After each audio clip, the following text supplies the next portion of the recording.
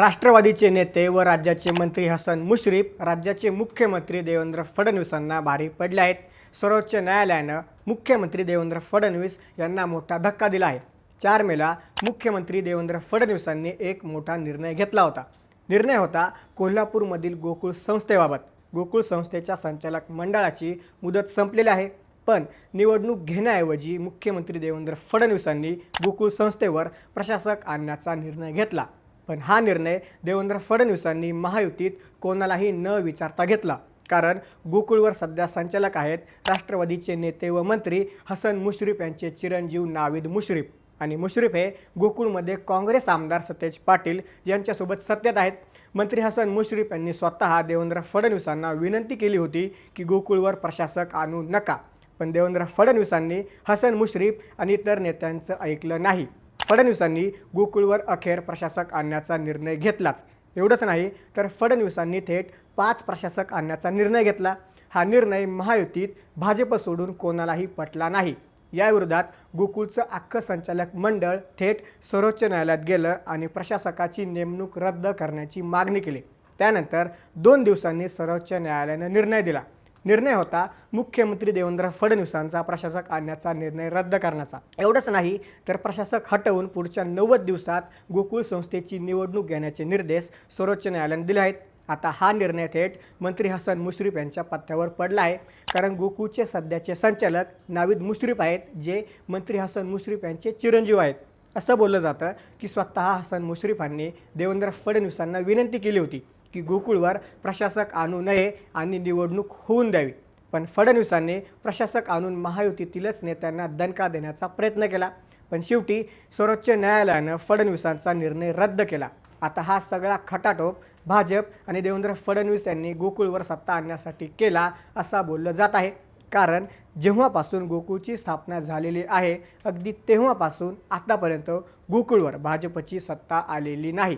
अगदी 2014ला भाजप केंद्रात आणि राज्यात सत्तेवर आलं, पण तेव्हापासून भाजप आणि फडणवीस गोकुळवर सत्ता आणण्यासाठी प्रयत्न करत आहेत। पण हसन मुश्रीफ आणि सतेज पाटील काही केल्या भाजप आणि फडणवीसांना हे करू देत नाहीत। यात सर्वात विशेष म्हणजे हसन मुश्रीफ सध्या राज्यात महायुतीत मंत्री आहेत, पण काँग्रेस आमदार सतेज पाटील यांच्यासोबत त्यांची गोकुळवर सत्ता आहे। पण स्थानिक खासदार धनंजय महाडिक असोत किंवा राज्यातील इतर भाजप नेते असोत, त्यांना गोकुळवरती सत्ता हवी आहे। आता सर्वोच्च न्यायालयानं गोकुळची निवडणूक घेण्याचे आदेश दिल्यानं निवडणूक यंदा जास्त तापणार हे मात्र नक्की। मंत्री हसन मुश्रीफांनी देवेंद्र फडणवीसांना नक्की काय मागणी केली होती, फडणवीसांनी कशामुळे प्रशासक आणण्याचा निर्णय घेतला होता आणि आता गोकुळचं राजकारण कसं तापणार आहे हे आपण या व्हिडिओच्या माध्यमातून जाणून घेणार आहोत। नमस्कार, मी महेश आणि तुम्ही पाहताय थोडक्यात। आता आपण पाहूया की नक्की हे प्रशासक राज आणि सर्वोच्च न्यायालयाचा पेच निर्माण कशामुळे झाला होता। गोकुळच्या या 5 वर्षांच्या कार्यकाळात विरोधकांनी म्हणजेच महाडिक गटानं सत्ताधाऱ्यांवर अनेक गंभीर आरोप केले होते। यामध्ये सर्वात मोठा आरोप होता तो म्हणजे 1200हून अधिक नवीन दूध संस्थांची बोगस नोंदणी। विरोधकांचा असा दावा होता की आगामी निवडणूक जिंकण्यासाठी हसन मुश्रीफ आणि सतेज पाटील यांनी नियमबाह्य पद्धतीने या संस्थांना मंजुरी दिली, जेणेकरून त्यांचे मतदार वाढतील। याच तक्रारींचा आधार घेत मुंबई उच्च न्यायालयाच्या कोल्हापूर सर्किट बेंचनं या संस्थांच्या चौकशीचे आदेश दिले होते आणि चौकशी पूर्ण होईपर्यंत निवडणूक घेऊ नये असं म्हटलं होतं। नेमकी हीच संधी साधत राज्य सरकारनं विशेषतः देवेंद्र फडणवीस यांनी प्रशासक नेमण्याचा मास्टर स्ट्रोक खेळला। जेव्हा संस्थेची मुदत संपते आणि निवडणूक घेण्यास तांत्रिक अडचण येते, तेव्हा सरकारला प्रशासक नेमण्याचा अधिकार असतो। देवेंद्र फडणवीसांनी याच अधिकाराचा वापर करून एका झटक्यात 5 जणांचं प्रशासक मंडळ नियुक्त केलं। या निर्णयामागं भाजपची मोठी रणनीती होती। जर प्रशासक राज आला असतं तर त्या काळात या 1200 संस्थांची चौकशी भाजपच्या मर्जीतील अधिकाऱ्यांमार्फत झाली असती आणि मुश्रीफ पाटील गटाचे अनेक मतदार बाद झाले असते। म्हणजेच मैदानात उतरण्यापूर्वीच प्रतिस्पर्ध्याचे हातपाय बांधण्याचा हा प्रयत्न होता असं राजकीय विश्लेषक सांगतात। मात्र देवेंद्र फडणवीस यांचा हा डाव त्यांच्यावरतीच उलटला आहे। मुश्रीफ यांनी विनंती करूनही फडणवीसांनी प्रशासक नेमला, पण सतेज पाटील आणि मुश्रीफ यांच्या कायदेतज्ञांनी सर्वोच्च न्यायालयात जोरदार युक्तिवाद केला। सहकारी कायद्यानुसार जर संचालक मंडळ निवडणूक घेण्यास तयार असेल आणि त्यांनी वेळेत तशी प्रक्रिया सुरू केली असेल तर केवळ चौकशी प्रलंबित आहे म्हणून त्यांच्याकडून सत्ता काढून घेता येत नाही। सर्वोच्च न्यायालयानं हाच मुद्दा ग्राह्य धरला। न्यायालयानं राज्य सरकारला फटकारताना सांगितलं की प्रशासक नेमून लोकशाही मार्गाने चालणाऱ्या संस्थेचा गळा घोटू नका. न्यायालयानं 90 दिवसात निवडणूक घेण्याचे आदेश दिल्यानं आता फडणवीसांची रणनीती सपशेल फेल ठरली आहे. आता प्रशासक हटले आहेत आणि पुन्हा एकदा मुश्रीफ पाटील गटाच्या हातामध्ये सूत्र गेले आहेत. या निर्णयामुळे कोल्हापुरात असा संदेश गेला आहे की फडणवीसांसारख्या चाणक्याला सुद्धा मंत्री हसन मुश्रीफ आणि सतेज पाटील यांच्या जोडीनं सर्वोच्च न्यायालयात चारी मुंड्यात चित केलं आहे. सर्वात रंजक बाब म्हणजे हसन मुश्रीफ आणि सतेज पाटील यांची मैत्री. राज्यात हसन मुश्रीफ हे सध्या सत्तेत आहेत, तरीही कोल्हापुरात मात्र ते भाजपच्या विरोधात आणि काँग्रेसच्या सतेज पाटील यांच्यासोबत ठामपणे उभे आहेत. हे कोल्हापूरच्या राजकारणाचं वैशिष्ट्य आहे. या दोघांनी गोकुळला आपली राजकीय तटबंदी बनवलेलं आहे. मुश्रीफ यांची प्रशासकीय पकड आणि सतेज पाटील यांचं नेटवर्किंग यामुळे गोकुळमध्ये भाजपला शिरकाव करणं कठीण जात आहे.